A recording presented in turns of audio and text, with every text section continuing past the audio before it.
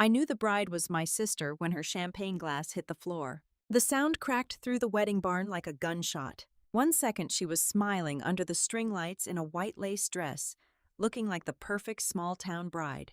The next she was staring at me like a dead woman had walked through the door. My mother saw me right after that. She did not cry. She did not say my name with love. She crossed the polished wooden floor in her dusty rose dress, grabbed my arm hard enough to hurt, and whispered, "You need to leave before people start asking questions." That was the first thing my mother said to me after 12 years. Not, "Where have you been?" Not, "Are you happy?" Not, "Is that my grandson?" Just leave. But the groom had already spotted me, and when Ryan Carter walked over smiling and said, "Mara Bennett, I've been trying to meet you for months," my sister's perfect wedding face went pale. Because Ryan did not know I was the sister she had buried. He only knew me as the founder of Hearth and Table, the company his hospital network wanted to partner with. My parents had told everyone I was a dropout, a runaway, a selfish daughter who abandoned the family bakery. But that night in front of doctors, neighbors, old church friends, and half the town of Briar Falls, they learned the woman they erased had built something bigger than their lies. And the bride in white had been living off the story she stole from me. I almost turned around and walked out. My husband Luke felt my hand go cold. "You don't have to do this," he whispered. Our 7-year-old son Mason tugged at his suspenders and looked from me to the woman in the white dress. "Mom," he asked, "why is that lady scared of you?" No one nearby spoke. Not my mother, not my father, not my sister. And for the first time in my life, their silence did not make me feel small. It made me realize I had finally walked into a room where the truth was louder than they were. The wedding was at Willow Creek Lodge, one of those renovated barns people in Ohio rent when they want a wedding to look simple and cost more than a used car. There were white pumpkins by the entrance, mason jars tied with twine, a chalkboard sign that said, "Welcome to Ryan and Tessa's Forever," and a dessert table stacked with little pies like something out of a magazine. It smelled like cut grass barbecue sauce, vanilla frosting, and money pretending to be humble. It should have felt warm. Instead, the second I saw my sister, the room tilted. I had not seen Tessa Bennett in 12 years. Now she was Tessa Lane on the invitation, soon to be Tessa Carter. I guessed she had changed her last name once before, maybe to keep people from connecting her to me. Or maybe she just liked how easy it was to become a new person when nobody made you answer for the old one. But I knew her. I knew the way she tilted her head when she laughed. I knew the soft little smile she used when she wanted people to think she was harmless. I knew the way she could cry without ruining her makeup. She had been doing it since childhood. Tessa saw me across the room. Her smile disappeared first. Then the color left her face. Then the glass fell. The room reacted in waves. A few people gasped. The photographer lowered his camera. The fiddle player in the corner missed a note, then kept going like music could cover a family secret. My mother moved first. She had always been good at protecting Tessa from consequences. "What are you doing here?" she hissed. I looked down at her hand gripping my arm. "Let go of me." The words surprised both of us. My mother blinked as if my voice had changed while I was gone. Maybe it had. My father stepped in behind her, jaw tight, shoulders squared, wearing the same face he wore the night he told me if I wanted to act grown, I could sleep somewhere else. "Mara," he said, "don't make a scene." I almost laughed. They had stolen my savings, used my recipes, told people I ran away because I was lazy, let 12 years pass without checking if I was alive. But somehow me standing quietly in a navy dress was the scene. Luke stepped beside me. My wife was invited. My mother's eyes flicked over him, then toward Mason. For half a second I saw calculation in her face. She was trying to decide whether my son was useful to her image or dangerous to her story. That old anger rose in me slow and hot. Before she could speak, Ryan Carter came through the guests. "Mara Bennett," he said, smiling, with real relief. "I'm so glad you came." The cluster around us shifted. My mother froze. Ryan turned to the people beside him. "This is the woman I was telling you about. Hearth and Table has changed how half our discharge meal programs work. Their senior recovery meals are the only ones our patients actually eat." A woman nearby turned sharply. "You're that Mara Bennett." I gave a small nod. My father stared at me as if I had walked in wearing a crown made of stolen silver. Ryan looked between us. "Wait," he said slowly. "You all know each other." Tessa finally found her voice. "She's my sister," she whispered. The word sister landed in the room like a dropped knife. My mother rushed to smooth it over. "Estranged," she said quickly. very estranged. Mara chose to leave the family years ago. I looked at her. No, I said. You chose which daughter was worth keeping. The silence after that was so complete, I could hear the photographer's camera click from across the room. Tessa's lips parted. My father's face flushed red. Ryan looked at his new bride with the first small crack of doubt in his eyes. And I knew then that I was not the one who had ruined the wedding. I had only arrived before the lies finished dancing. Luke leaned close to my ear. You want to leave? I looked across the room. Near the guest book stood a wooden display framed with eucalyptus and little white flowers. At the top in gold letters it said, The Bennett Legacy. My breath caught.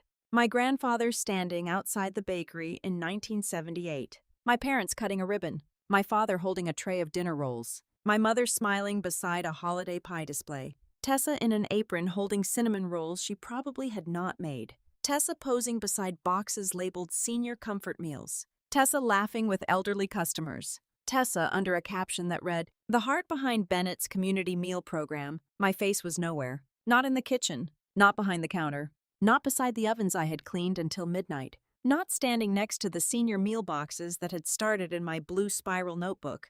They had not just told people I left. They had edited me out of proof that I had ever belonged. Mason followed my gaze. Mom, why aren't you in the pictures? My mother closed her eyes for 1 second. My father looked away. Tessa looked terrified. And that was when I decided not to leave yet. Not because I wanted revenge. Because I had spent 12 years letting them own the silence. That night silence stopped belonging to them. Growing up, Bennett's Hearth Bakery was called our family legacy. But everyone in the house knew the truth. It belonged to my father. It reflected well on my mother. It celebrated Tessa.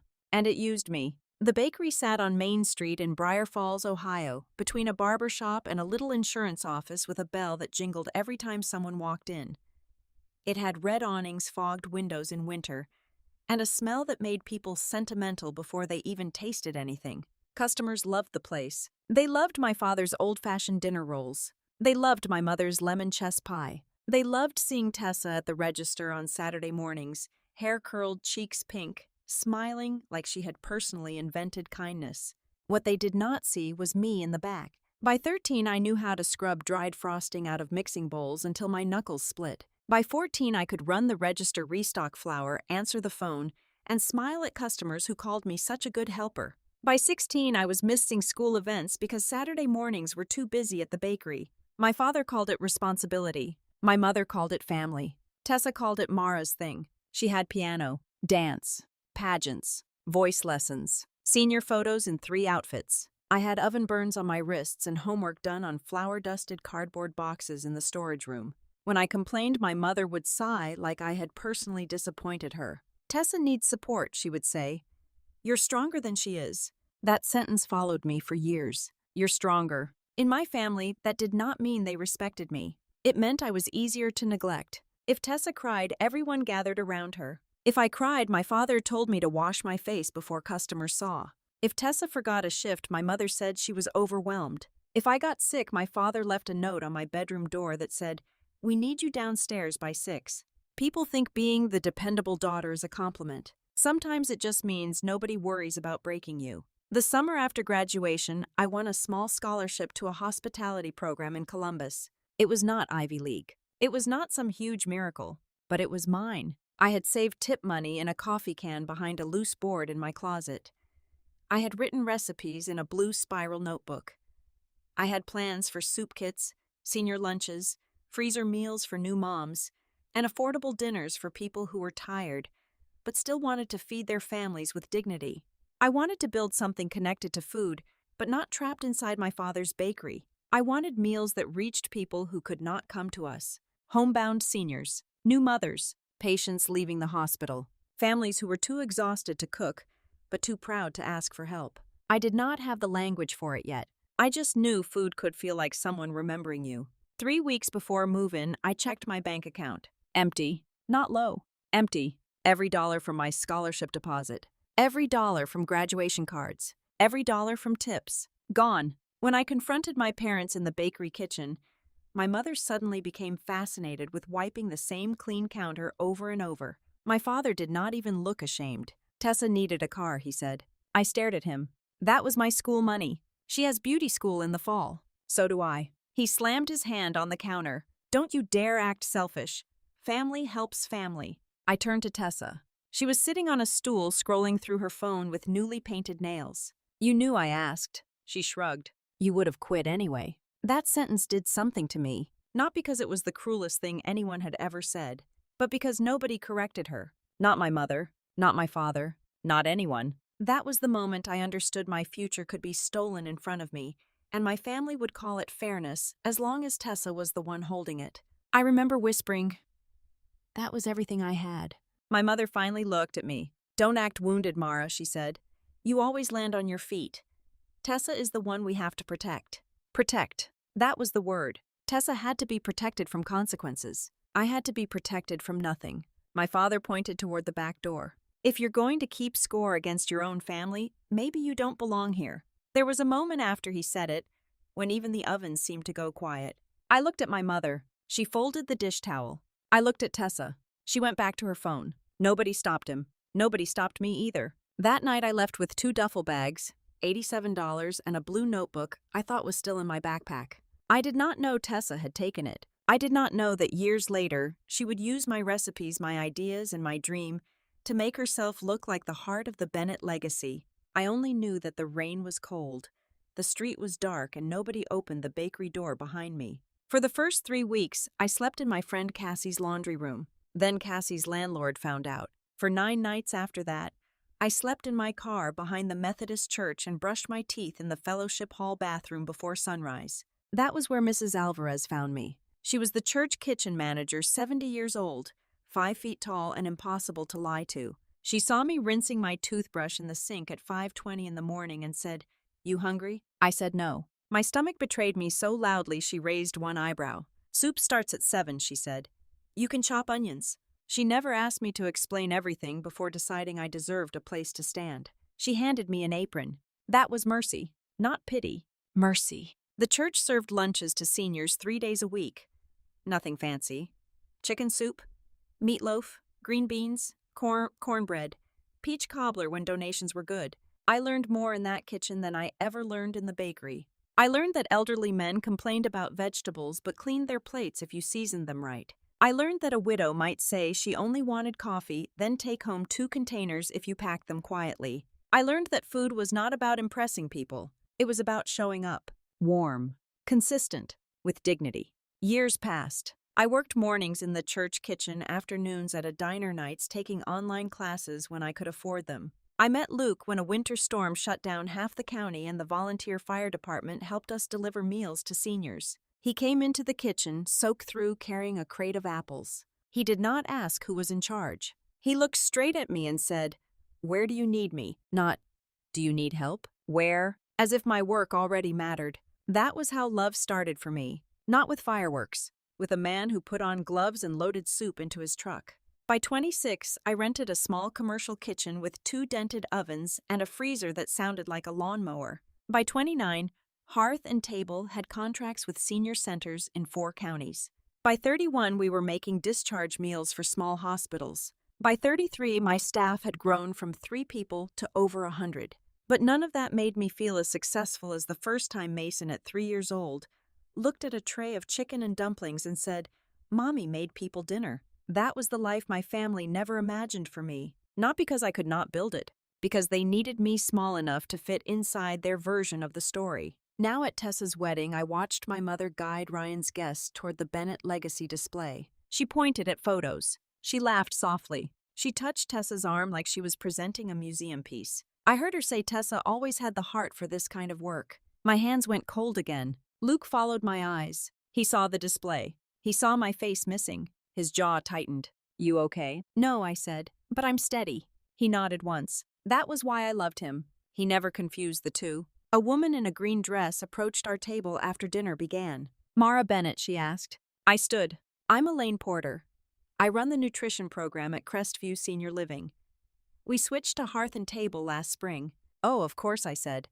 "How are your residents liking the new menu?" Her face warmed. "They talk about your pot roast like it's a family member." I laughed. Elaine leaned closer. "I don't know how you did it, but Mrs. Donnelly gained 6 pounds after refusing dinner for months. Her daughter cried when she found out." That was the kind of thing that still got to me. not revenue, not expansion. A woman eating again. A daughter relieved. A small human problem solved with food that tasted like someone cared. Ryan listened closely. "This is exactly what I wanted to talk to you about," he said.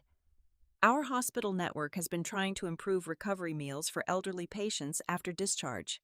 We need something practical, not fancy, reliable." My father suddenly appeared beside us. Mara always loved practical work. He said, his smile stiff enough to crack. "Never cared much for school." There it was. The first lie, polish it and served. Elaine's eyebrows lifted. Ryan looked at me. I folded my napkin slowly. "I cared a great deal about school," I said. My father's smile tightened. "Well, you had trouble following through." Luke leaned back in his chair, calm, watching. I had learned from him that not every fight needed a raised voice. Sometimes the quiet answer is the one that leaves no place for people to hide. "I had trouble paying tuition after my college account disappeared," I said. The table went still. My father's face darkened. Mara. My name came out as a warning, but I was not 19 anymore. And warnings only work when you still believe the person giving them has power over your life. Ryan's eyes moved from my father to me. Elaine suddenly found her water glass very interesting. My mother rushed over, her smile bright and brittle. "There you are," she said to my father, then turned to the table. Mara has always had a flair for drama. She was our emotional one. Mason looked up from his roll. "Mom doesn't do drama," he said seriously. "She does spreadsheets." Luke coughed into his napkin. Elaine smiled despite herself. My mother's face twitched. Tessa arrived a moment later, bridal gown whispering over the floor. She had always been beautiful. That had never been the issue. People thought beauty softened a person. Sometimes it only taught them they could cut without consequence. "Mara," she said, voice sugary, "this is such a surprise." It was for me, too. Ryan looked at her. "You didn't tell me your sister founded Hearth and Table." Tessa laughed once too high. "Well, we're not really close." My mother jumped in. "Mara chose a different path." "Yes," I said. "After you showed me the door." Tessa's eyes flashed. Ryan's face changed. Not dramatically, just enough. The first real doubt had entered the room and taken a seat. The reception tried to move on. Dinner was served on white plates with little sprigs of rosemary. Toasts began. Ryan's best man told a story about a fishing trip. Tessa's maid of honor cried while calling her the most loyal woman I know. I almost laughed at that. Then I noticed the menu card beside my plate. At the bottom, beneath the list of food, there was a small paragraph in elegant script. "Tonight's comfort-style menu is inspired by Tessa's original senior meal recipes, first created at Bennett's Hearth Bakery, and now part of her dream to bring family-style care to hospitals and senior homes." For a second, I could not breathe. Luke picked up the card. His face went still. Tessa had not just stolen my recipes. She had turned them into her love story. She had told Ryan she grew up feeding lonely seniors, that the meal program was her dream, that Bennett's Hearth was ready to expand because of her vision. She was not protecting an old lie anymore. She was trying to build a future on it, a future with my work under her name, a future where my absence was not just convenient. It was necessary. Ryan saw me looking at the card, then he looked down at his own. His eyes moved over the paragraph, slowly, once, twice. Then he looked at Tessa. "Tess," he said quietly, "you wrote these recipes." She smiled too quickly. "Most of them, yes." "Most?" Her eyes flicked toward my mother. Not toward him, toward my mother. And that told him more than any answer could. My mother stood suddenly and clapped her hands. "Everyone, if I could have your attention for just a moment." The room turned. My stomach tightened. Luke's hand found my knee under the table. He did not squeeze. He did not tell me to calm down. He simply reminded me I was not alone. My mother walked to the center of the barn and took the microphone from the DJ with the confidence of a woman who had lied so long she mistook performance for truth. "When I look at Tessa tonight," she began, "I see the future of our family legacy." People smiled. Tessa lowered her eyes modestly. Ryan stood beside her, but his face had changed since he read the menu card. He was listening now, really listening. My mother continued, "Bennett's Hearth Bakery has always been about love, hard work, and feeding people." Tessa understood that from the time she was a little girl. She created our senior meal boxes, our holiday casseroles, and the community recipes that kept our family business alive. My fork stopped halfway to my plate. Across the room, Ryan turned his head slowly toward Tessa. "Tessa created those?" he asked quietly. My sister's face tightened. My mother smiled wider, missing the danger. Oh yes, she said. Those ideas were all Tessa. She was always the creative one. Something inside me went very still. Not angry, not broken. Still. I stood. Not fast, not dramatically. Just enough that the nearest tables noticed. My mother's smile froze. Mara, she warned. I looked at the room. Neighbors, old customers, hospital people. People who had eaten food from my recipes for years without knowing my name had been scraped off them. I wrote the first senior meal plans when I was 18, I said. The room went silent. My father stood halfway from his chair. Sit down. I looked at him. Number. One word. Soft. Final. My mother laughed nervously into the microphone. She's confused. Mara has always had a vivid imagination. Ryan stepped forward. Then why does she know the exact program name Tessa gave me last month? Tessa's eyes darted to him. Ryan, not now. He looked at her, and the last of the wedding glow left his face. Did you write those recipes? Tessa opened her mouth, closed it. My mother jumped in. This is ridiculous. Mara left the family. She has no right. No right, Luke said. His voice was calm, but every head turned. She worked in that bakery from childhood. She lost her school money. She slept in a church pantry after you threw her out. And now you're standing here calling her life Tessa's legacy. My mother went pale. My father's chair scraped back. You don't know anything about our family. Luke looked at Mason, then back at him. I know enough to make sure my son never learns love from people like you. A murmur passed through the room. Mason, who had been standing beside Luke with cake frosting on his sleeve, looked up at me. Mom? He asked, clear and innocent. Are these the relatives who didn't look for you? The room stopped breathing. My mother covered her mouth. Tessa's eyes filled instantly. My father looked like he wanted to disappear and shout at the same time. I knelt beside Mason. Yes, sweetheart, I said gently. But that was a long time ago. He frowned at them. That's mean. No adult in the room could have said it better. Ryan looked at Tessa. You told me she abandoned all of you, Tessa whispered. She did. I stood again. No, I said. I survived you. That was the line that broke the room. Not loudly, not with screaming, but with a silence so deep it felt like everyone had finally understood where the body was buried. My mother lowered the microphone. My father stared at the floor. Tessa looked at Ryan, but Ryan was looking at me. Not with pity, with recognition. Like he finally knew which woman in the room had been telling the truth without needing to perform it. Tessa reached for his sleeve. Ryan, please. She's twisting things. Ryan did not pull away harshly. He simply looked at her hand until she let go. Then answer me, he said. Did you write the meal program? Tessa's lower lip trembled. My mother stepped toward them. Tessa does not have to be interrogated at her own wedding. Ryan looked at my mother. No, but I should not have to discover at my own wedding that my wife has a sister she erased. The words landed harder than a shout. Tessa's face crumpled. I picked up my clutch. Luke took Mason's hand. We're leaving, I said. Tessa stepped forward. Mara, please. Don't walk out like this. Like this. Not with healing. Not with apology. With witnesses. That was what bothered her. I looked at her white dress. Her perfect hair. Her borrowed story. I walked out alone once I said, Tonight I'm leaving with my family. Then I placed the wedding card on the gift table. Inside was a donation in Ryan and Tessa's name, 3 months of prepared meals for the Briar Falls Senior Center. My mother stared at it. Even after everything I had fed the town she used to tell I had abandoned. That was the difference between us. At the door, my father called after me. You think you're better than us now. I turned. No, I said. I just stopped becoming smaller so you could feel bigger. Then I walked out beneath the lanterns holding my husband's hand with my son skipping beside me. 12 years earlier, I had left their world in the rain with nothing but shame and 2 bags. This time I left under clear stars. And for the first time, I did not feel thrown away. I felt free. 1 month later, I was standing in the main kitchen at hearth and table, tasting chicken stew from a metal spoon when my assistant Jenna appeared at the doorway. There's a Ryan Carter here to see you, she said. He doesn't have an appointment, but he looks like he hasn't slept in a week. I put the spoon down. The kitchen hummed around me. Trays slid into ovens.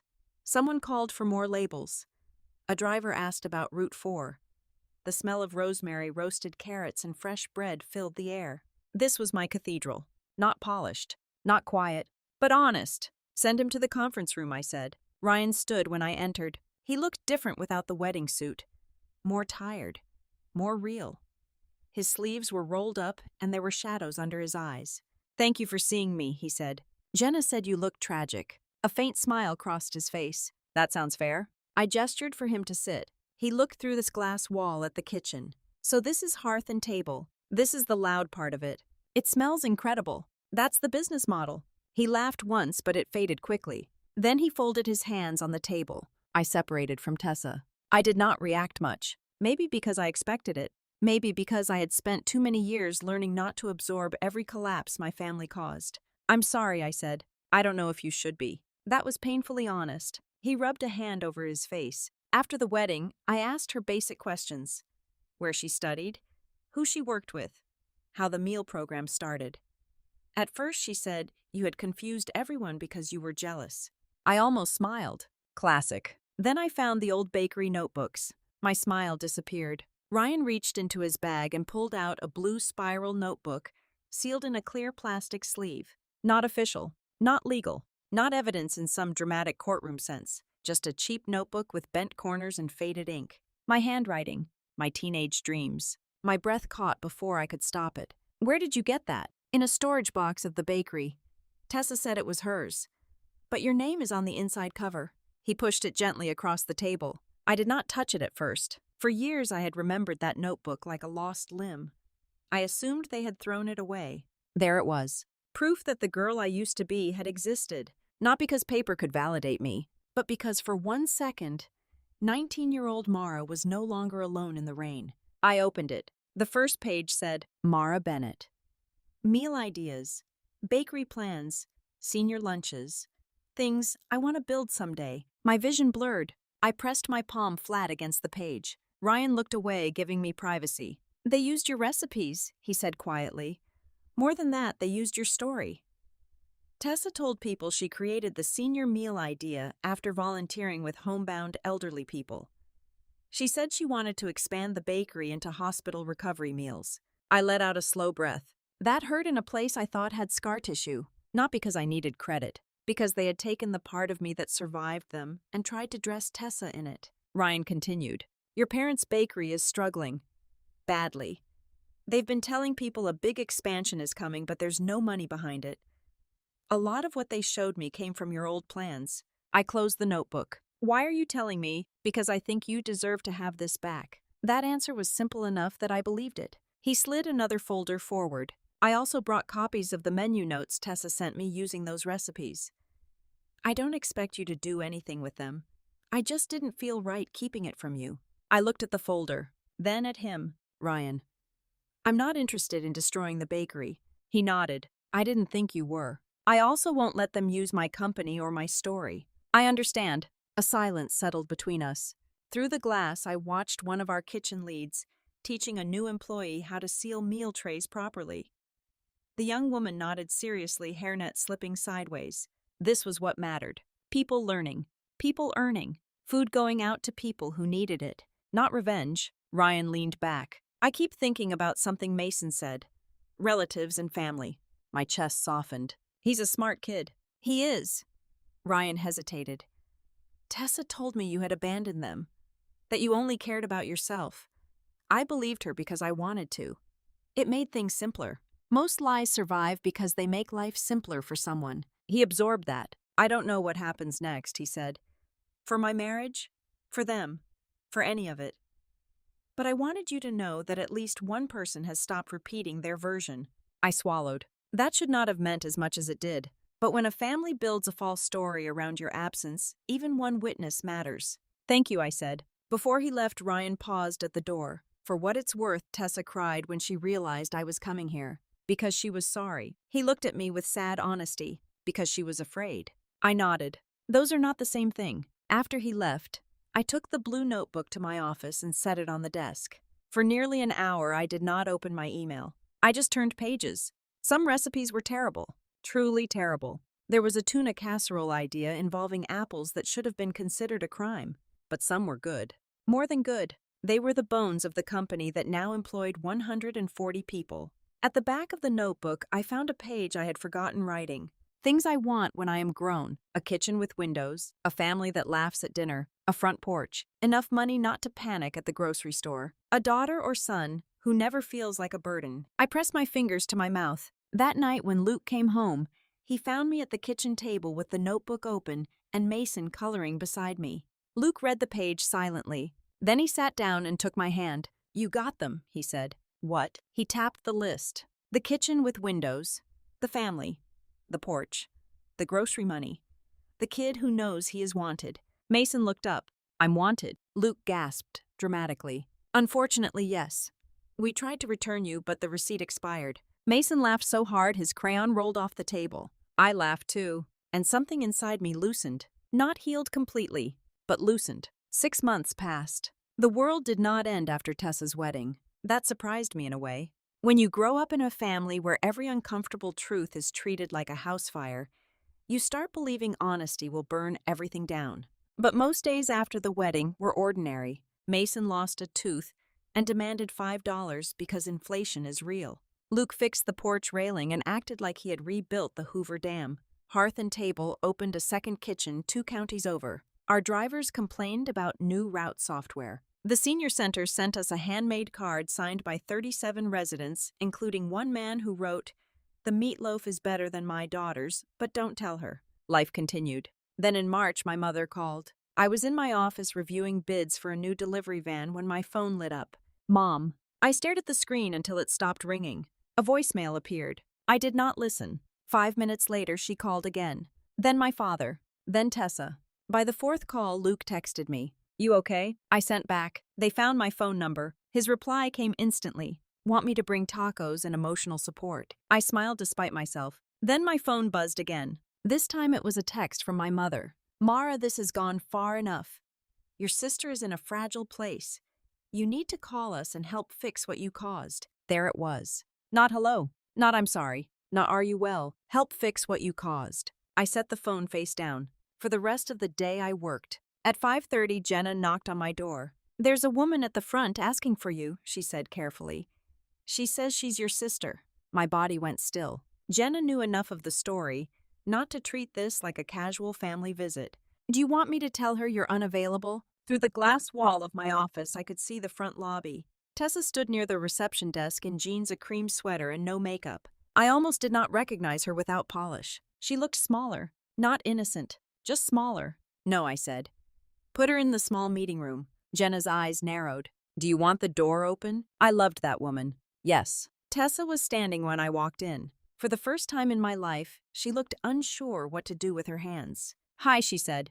"Hi." The meeting room smelled faintly of coffee and dry erase markers. Not exactly the setting for family reckoning. Maybe that was better. Tessa sat. I stayed standing for a moment, then chose the chair across from her. She looked around. "So this is your company?" "Yes." "It's bigger than I thought."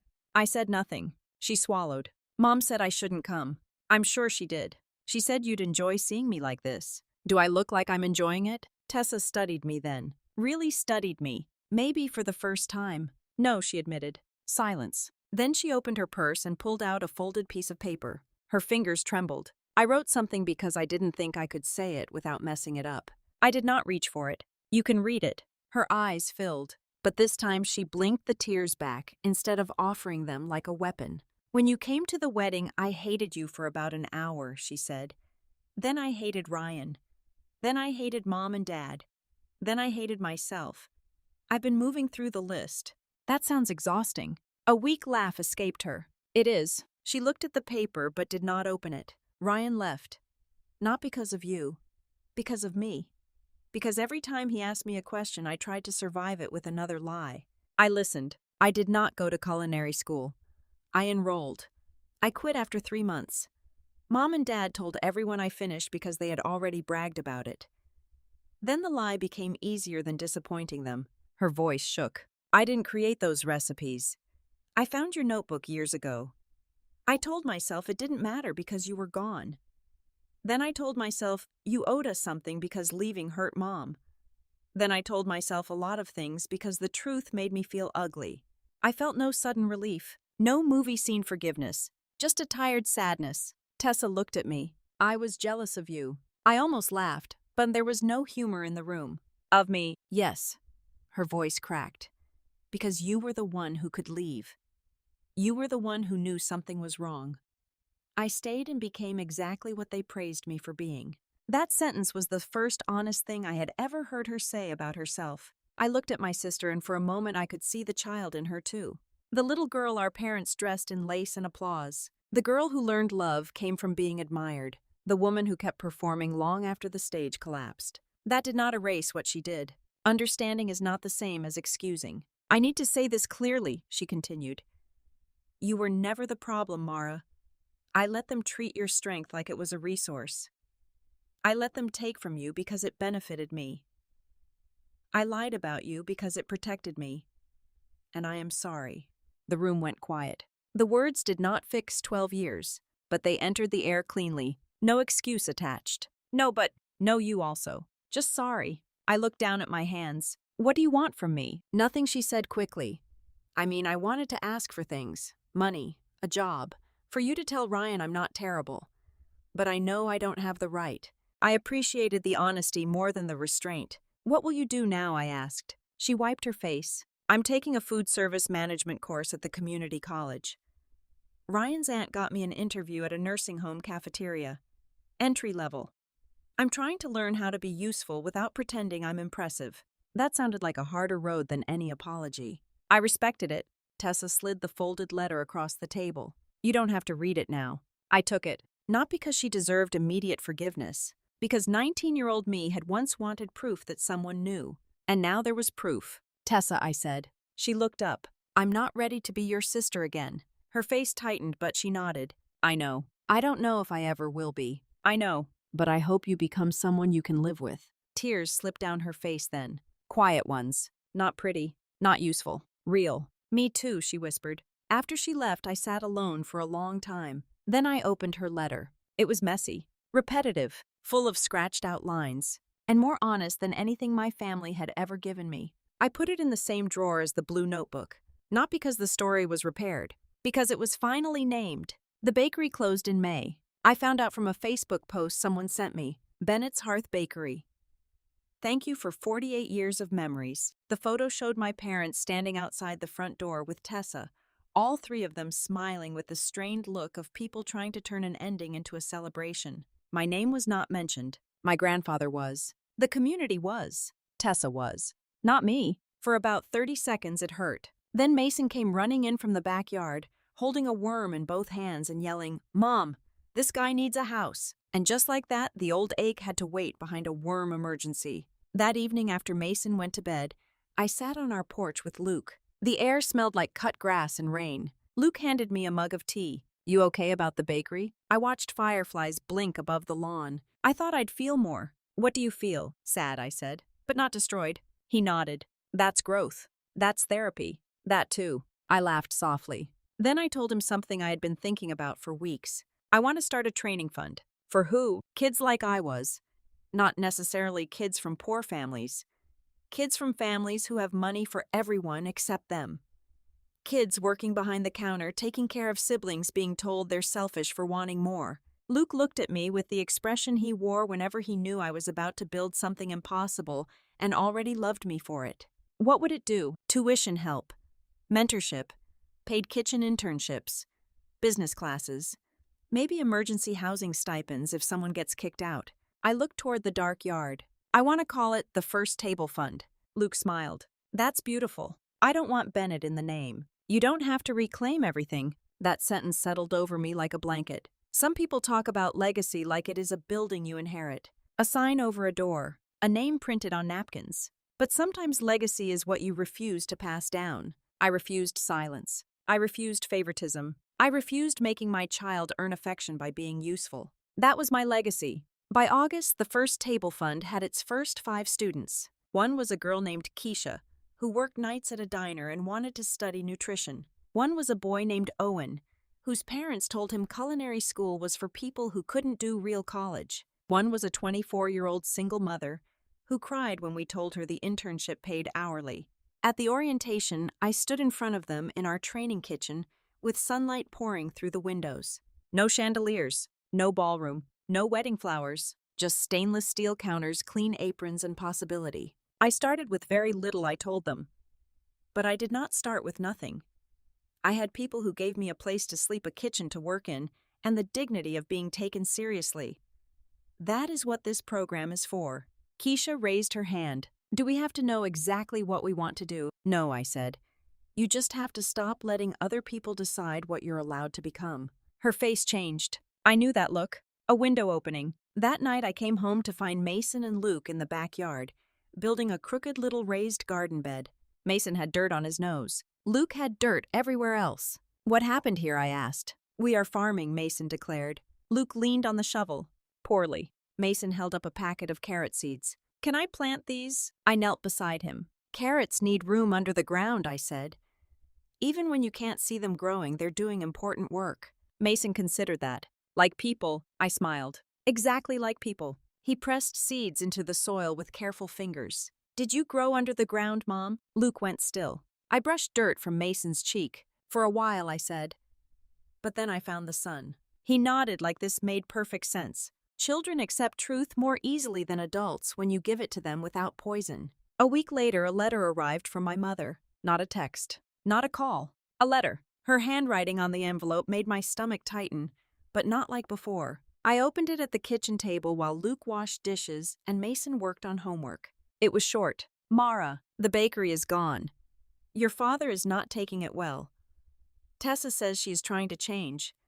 I do not know what you want from us anymore. Mom. I read it twice. Then I laughed once quietly. Luke looked over. What? She still thinks this is about what I want from them. What do you want? I looked around our kitchen. Mason chewing his pencil. Luke with soap bubbles on his wrist. A grocery list on the fridge. A drawing of our family taped beside it. In Mason's drawing, the three of us stood under a giant sun. No one was missing. Nothing I said. And I meant it. I turned the letter over and wrote on the back. I want you to tell the truth when people ask why I left.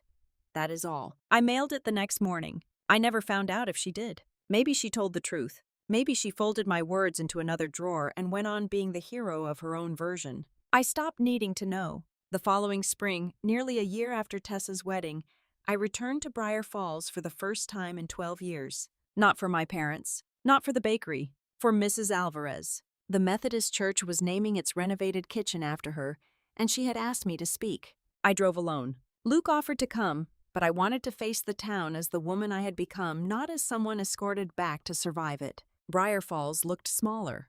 The barber shop was still there. The insurance office had a new sign. Bennett's Hearth Bakery stood empty brown paper covering the windows. For a moment, I parked across the street and stared at the door. I expected grief to hit me. Instead, I felt something quieter. Recognition. That place had shaped me, hurt me, taught me how hard I could work, showed me what I would never do to my own child. Then I drove to the church. Mrs. Alvarez was 81 now, shorter than I remembered, but with the same eyes that could spot both a dirty counter and a broken heart from across a room. When she saw me, she opened her arms. There's my girl, she said. I hugged her and almost became 19 again. But this time 19-year-old Mara was not alone. The church fellowship hall was packed. Old customers, volunteers, kids from the lunch program, people I had not seen in years. Some looked surprised, some ashamed, some smiled like I had never been gone. Then I saw my parents sitting in the back row. My father looked older. His shoulders had rounded. My mother clutched her purse in her lap with both hands. Tessa sat beside them in simple blue scrubs. Our eyes met. She nodded once. I nodded back. That was enough. When it was my turn to speak, I stood behind the wooden podium and looked at the kitchen window where morning light spilled across new counters. I came to this kitchen at 19 with 2 bags, no plan, and a level of pride that was mostly fear in a nicer coat. I began. A soft laugh moved through the room. Mrs. Alvarez gave me work. More than that, she gave me dignity. She never asked me to explain my whole life before deciding I deserved a place to stand. She simply handed me an apron and said, "Soup starts at 7. Mrs. Alvarez wiped her eyes. I continued. Sometimes people talk about family like it is only blood. But I learned in this church kitchen that family is also the person who notices you haven't eaten. The person who gives you a key. The person who says your dream out loud before you are brave enough to say it yourself." My mother lowered her head. I did not say it for her. I said it because it was true. When I was young, I thought legacy was something handed down. A business. A name. A building. Now I believe legacy is what we make possible for the next person. I looked around the room. So today, in honor of Mrs. Alvarez Hearth and Table and the First Table Fund, will provide full paid training for any student from this church lunch program Who wants to study food service, nutrition, hospitality, or small business? Not charity. Investment. Applause rose. Mrs. Alvarez covered her mouth. In the back row, Tessa cried quietly. My parents did not clap at first. Then my father lifted his hands, slowly. Once, twice. My mother followed. It did not heal us, but it marked something. An acknowledgement, maybe. A small surrender to a truth bigger than pride. After the ceremony, I was standing near the coffee table when my father approached. For the first time in my life, he looked nervous to speak to me. Mara, he said. Dad. The word felt strange. He looked toward the kitchen. You did good. I waited. Old habits wanted to rush in, to soften the moment, to help him find the words, to make his discomfort easier. I did not. He swallowed. I don't know how to fix what happened. You can't. He flinched. Not because I was cruel, because I was honest. I know, he said. My mother joined him, eyes red. We should have looked for you. That sentence entered me and found every locked room. We should have looked for you. Not enough. Everything. Both. Yes, I said. You should have. My mother cried then. I did not hug her. I also did not walk away. For that moment, standing in a church hall that smelled like coffee and lemon cake, that was all I had to give. Tessa approached after they left. She looked healthier. Not happier exactly. Just less polished. More solid. I'm working at Rosewood Care now, she said. Kitchen assistant. I heard. I burned 3 trays of rolls my first week. That's basically a rite of passage. She smiled nervously. Then she pulled something from her bag. A copy of my old blue notebook. I made a copy before I returned the original to you, she said quickly. Not to use. I wanted to remember what I took from. She stopped, corrected herself. Who I took from. I appreciated the correction. Keep it, I said. Her eyes widened. Mara, keep it as a reminder. Not a resource. She nodded. I will. We stood there awkwardly. 2 sisters with the same childhood and completely different wounds. I don't expect us to be close, she said. Good. She laughed through tears. I smiled. But maybe someday, I said, surprising us both. We can have coffee and tell the truth for an hour. Her face softened. I'd like that. Someday, I repeated. Boundaries are not walls when they have doors you control. They are just proof that you finally own the house. That evening, I drove home as the sun dropped low over Ohio fields. For years, I thought returning would mean losing. Losing composure. Losing progress. Losing the self I built. But I did not leave Briar Falls smaller. I left lighter. When I pulled into our driveway, Mason burst through the front door before I even turned off the car. Mom. The carrots are doing something weird. Luke stood on the porch behind him smiling.